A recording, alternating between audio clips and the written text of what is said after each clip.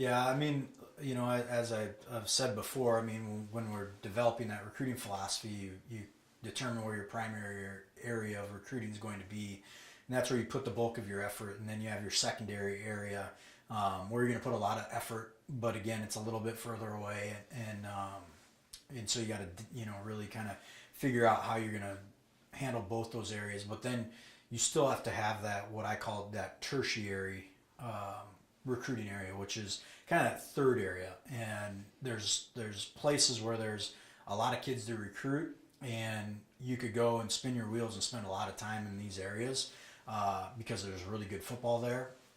But it's again you're getting further away, so we're going to recruit there, but it's going to be a little bit down the line in terms of our energy. So we ended up getting we signed two kids out of California. And California there's been a history here of recruiting quite a bit in California, and so we've kind of pulled the reins back a little bit in that area in terms of just of our recruiting efforts. But we're not stopping. We're just not putting as much boots on the ground, I guess you would say, in that state. But what we did do is we really were able to focus and target and really kind of go after the guys that we wanted. And the first one that we signed out of California, out of the Stockton area, is Lee Webb.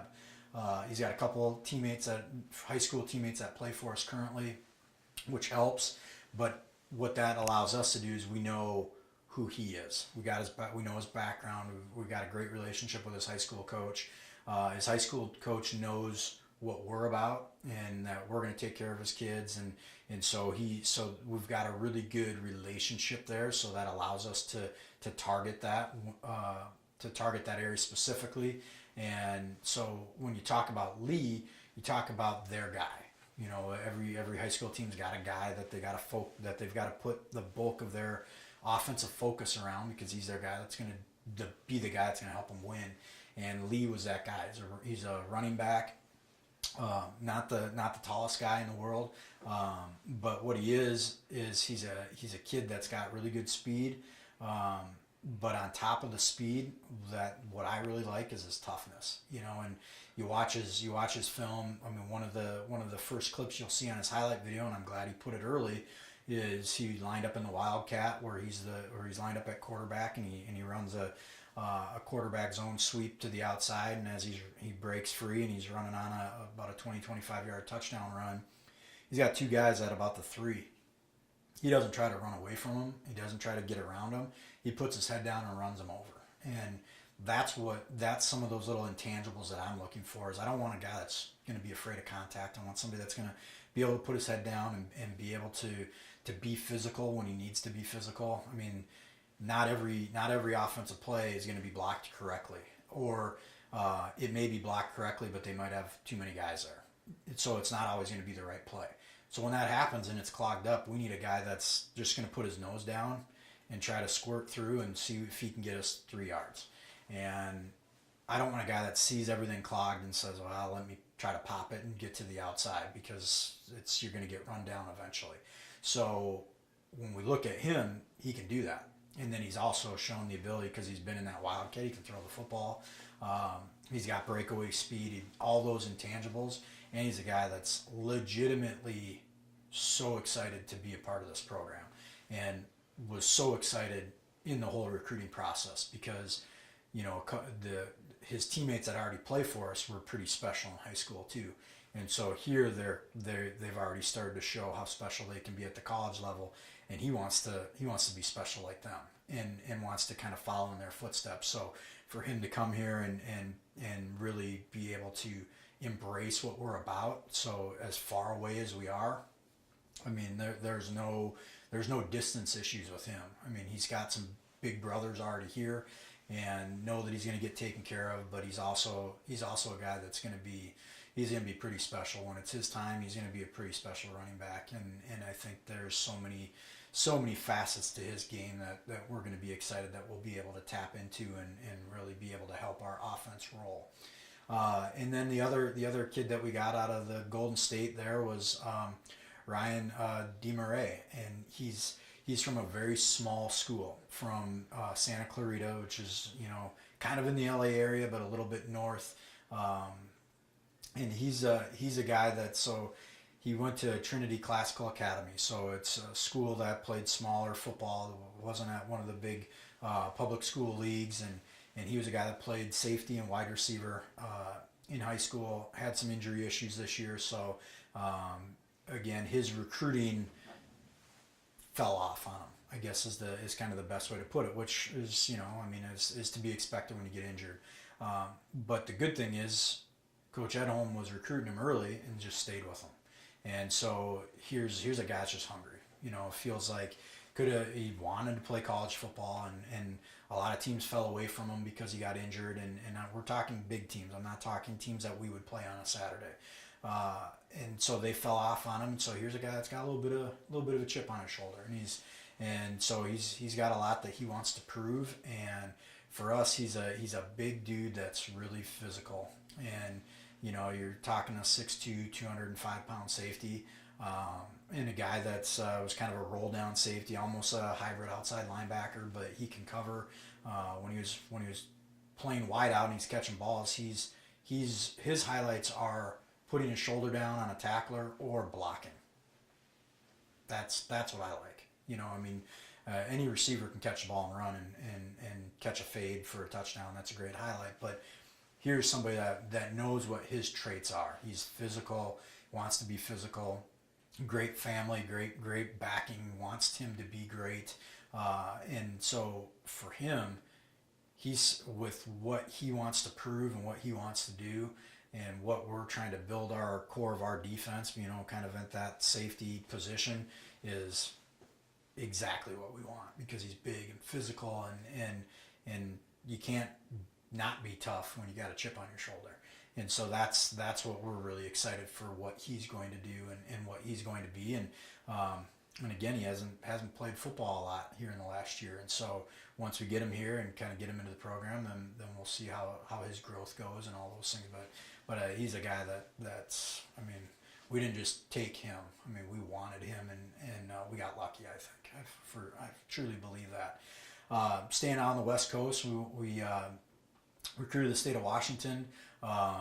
Washington, again, it's not as easy for the travel part to get here.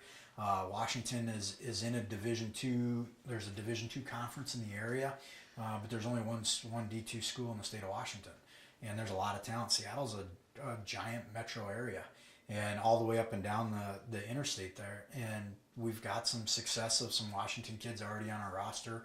I've had success recruiting the state of Washington in the past at other schools. Those kids they're a little bit more mobile. They embrace the opportunity to go away and play college football, because that's where the opportunities truly are. And for us, we signed a kid named Dominic Roussel, who's a really big wide receiver. A 6'2" type kid that can be more than just a possession receiver. He's got good hands. He's big and physical, but he's also got a little bit of that shake to him, where he's going to be able to pop a route and get himself wide open.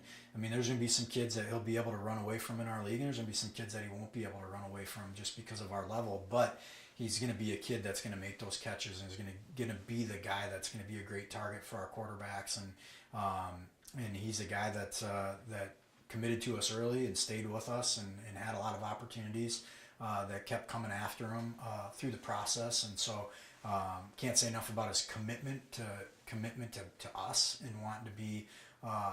wanting to be really great. But here's another guy.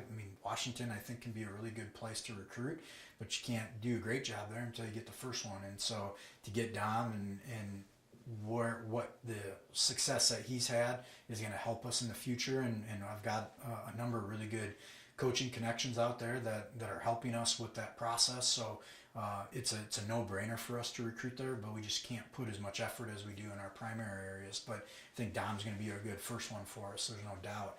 And then we also got into Texas, and Texas isn't going to be a priority for us.